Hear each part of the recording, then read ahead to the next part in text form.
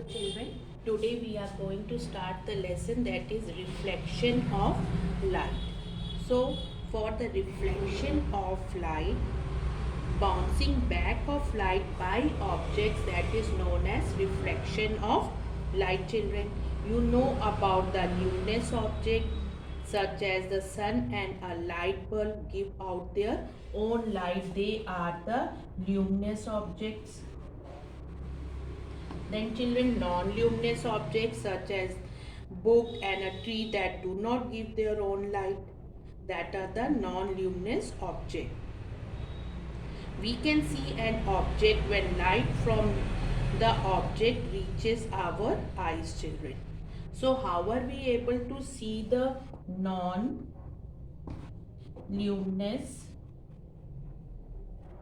objects, children? When light falls on a non-luminous object, part of it bounces back from the object. We can see the object when this light reaches our eyes. This bouncing back of light, that is known as reflection of light, children.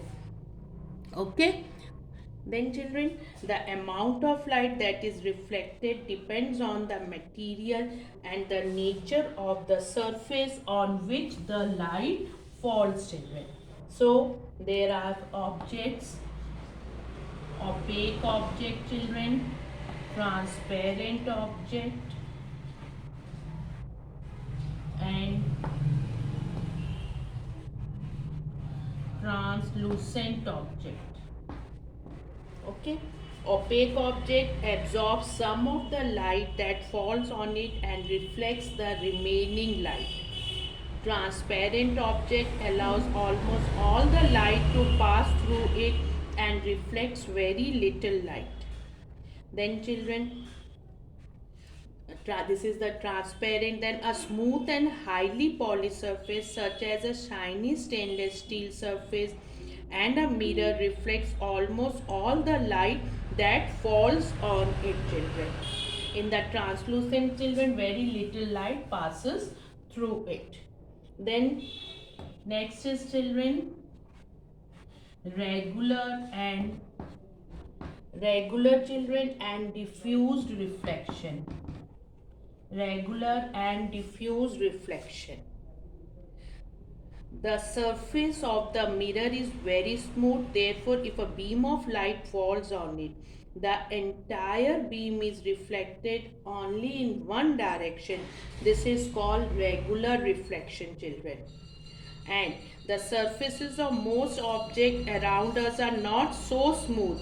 When the rays in a beam of light fall on the object with an uneven surface,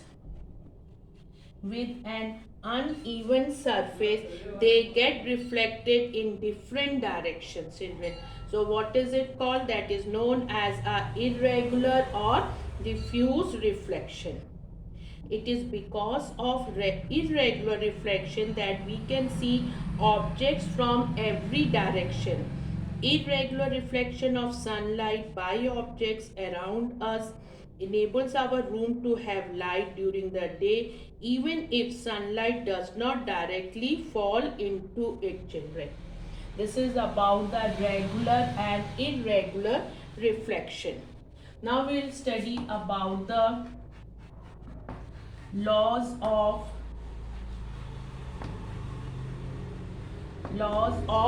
reflection, children. Okay, so what is the first law of reflection? That is, angle of incidence is equal to angle of reflection, children. Okay, angle of incidence is equal to angle of reflection, children. Now let us consider that there are two other angles at O called the point of incidence, which is known as a point of incidence.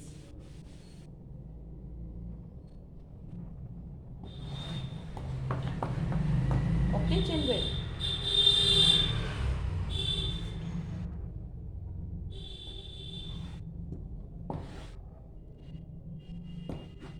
Point of incidence.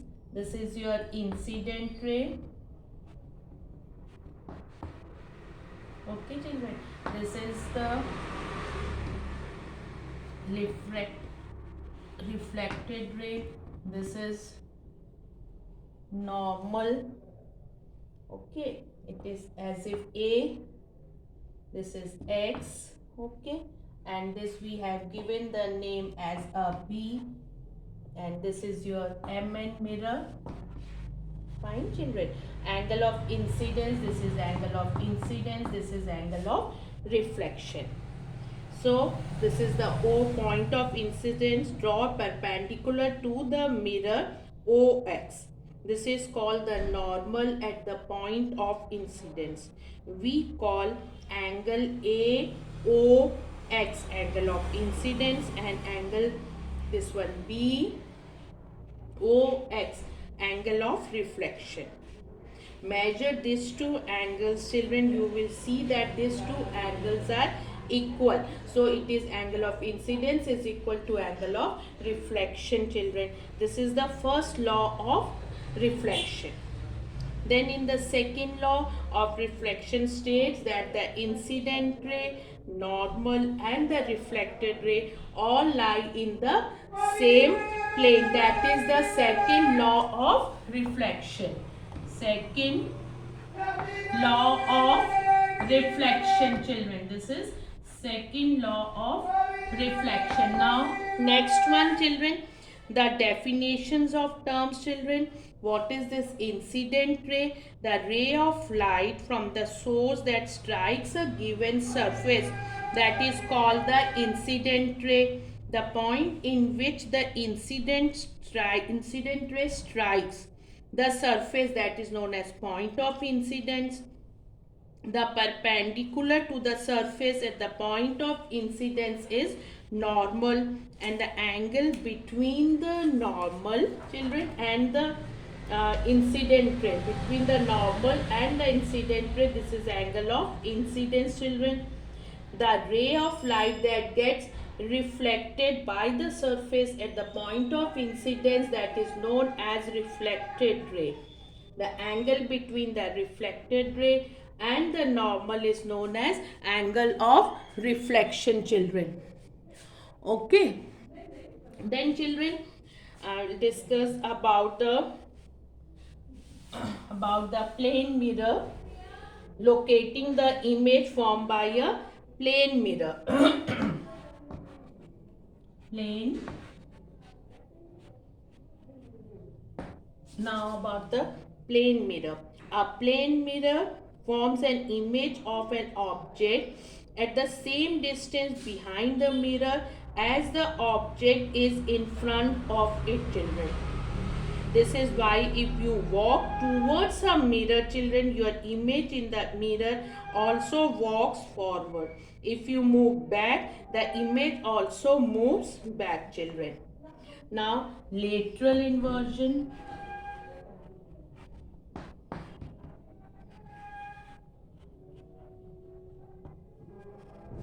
Lateral inversion.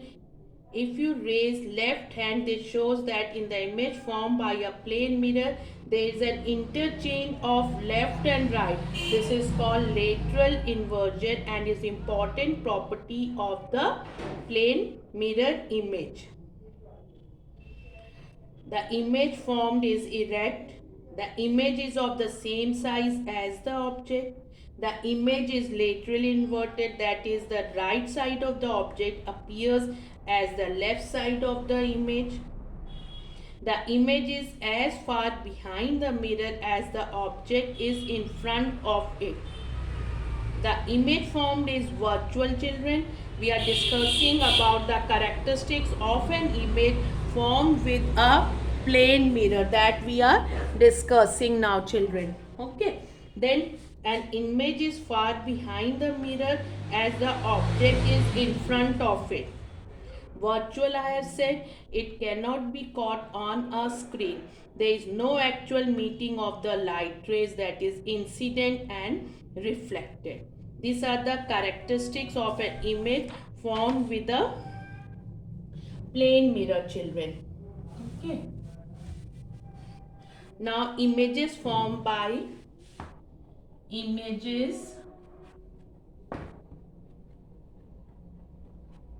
formed by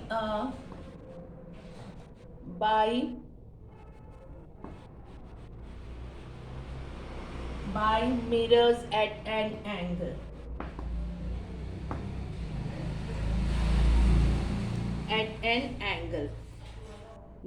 Have you ever looked at your image in two mirrors fixed parallel to each other on opposite walls in a room, children? For example, when you go to a barber shop, you can see a large number of images. This is because the image formed by one mirror serves as the object for the other mirror. What, children, it is? That the image formed by one mirror serve as the object for the other mirror. Okay, now children, then so we can get many of the images, children. We can get many of the images of the object because the image formed by one mirror, image formed by one mirror acts as a, what does it act, children? It acts as an object. It acts as an object for the second mirror. We get many images of the object because the image formed by one mirror, what happens, children? By one mirror acts as an object for the second mirror. For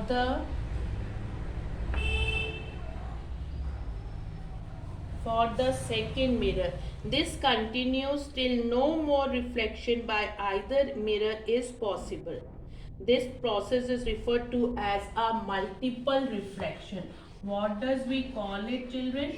This is known as multiple reflection. Okay, what is it known as, children? This is known as multiple reflection. The number of images formed by a mirror at an angle is given by a simple formula, children. Okay, what is it? If theta is the, if this theta is the, this is the angle of inclination, okay, children, between two mirrors, between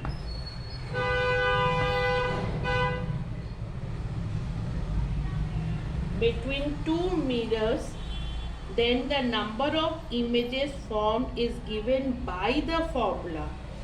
We are discussing about the formula. If theta is the angle of inclination between two mirrors, then the number of images formed is given by the formula, children. The number of images formed, it is given by a formula 360, children, divided by theta minus 1. This is the formula, children. So multiple images formed by mirrors at an angle, if it is angle is if 90 degrees, so the number of images formed will be 3, children. Okay, as if 360 upon this 90, 0, 9 4s are 36. So 4 minus 1 is equal to 3 images.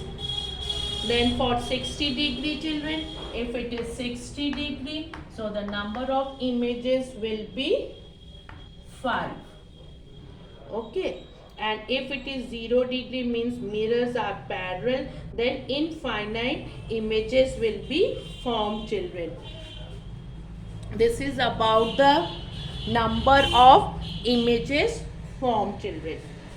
Now next topic is related to kaleidoscope, children. Next is kaleidoscope.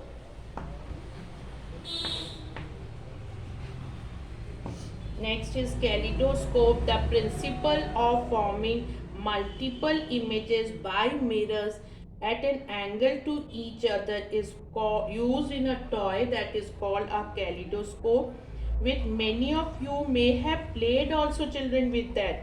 It consists of three plane mirrors. It consists of three plane mirrors inclined at an angle of 60 degree to each other. The arrangement is kept in a cylindrical cardboard box with a few pieces of colored glass at one end. The mirrors form multiple images of these glass pieces, resulting in beautiful patterns. Resulting in, children, beautiful patterns when seen from the other end. On rotating the cylindrical box, the patterns change continuously as the position of the glass pieces shift. This is about the kaleidoscope, children. Now about the uses of plane mirror.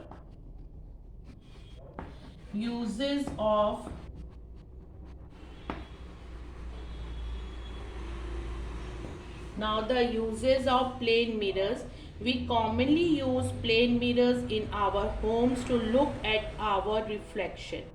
In beauty parlors, plane mirrors kept at an angle are used to view the side of the head. Plane mirrors parallel to each other are used to view the back of the head. They are also used in solar cookers to reflect light on the food being cooked. They are also used in children periscopes. In periscopes from a submarine under the sea, a sailor can see objects and enemy ships on the surface of the sea by using a periscope. Plane mirrors are used to reflect light on an object. For example, during outdoor shooting of a film, metal sheets are used as plane mirrors to reflect sunlight on the actors' children. So, children, in this lesson, we have discussed about the luminous, non-luminous object, then about the regular and irregular reflection, then the two laws of reflection. The angle of incidence is equal to the angle of reflection. The incident ray, the normal and the refracted ray all lie in the same plane. Then we discussed about the number of images are formed if the object is placed between two mirrors at an angle, and this principle is used in making a kaleidoscope. Then plane mirrors are used as looking glass to reflect light on objects in solar cookers, in kaleidoscopes and in periscopes. So children, so this way we have finished with the lesson, children. Thank you so much.